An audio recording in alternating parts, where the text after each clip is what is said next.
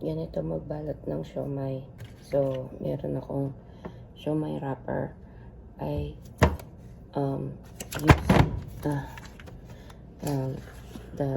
it says siomai wrapper kasi dalawang klase ito. Meron din yung wonton wrapper.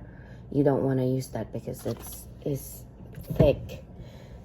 Mas ano to, mas manipis to. So this is better. I usually put it here in my pan.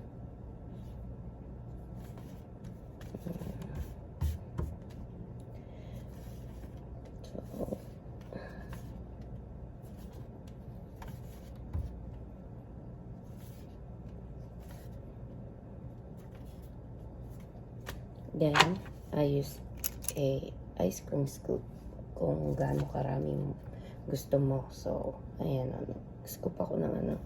And I'll just put it there.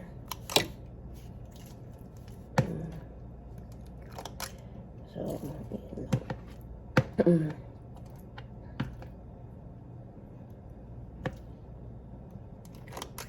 pag once na na-scoop mo na, ang gagawin mo yung pa-diamond, i-flip mo yung one side, and then i-put together mo the other side. Ang ano ko, itong kamay ko, i-press mo yung the whole thing. So, ganyan ang magiging kalalabasan niya. Pagsama-sama mo yung daliri mo para ano siya. Tsaka, dapat lahat ng wrapper, yung parang didikit doon sa mismong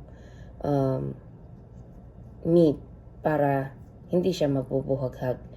And then, what I do is like, I put it here para medyo secured siya. Para pagka dinagdagan ko pa ng ganyan, dire-diretso siya. I mean, hindi siya maghihiwa-hiwalay. So, ganyan. Diba? So, pagka babalutin mo, basta gamitin mo lang yung lahat ng daliri mo to put them together. Pero sa umpisa, yung dalawang end, pagsamahin mo lang ganyan.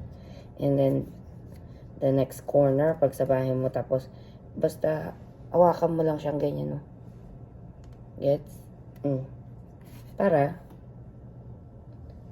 maganda yung pagkasil niya. Yun lang yan.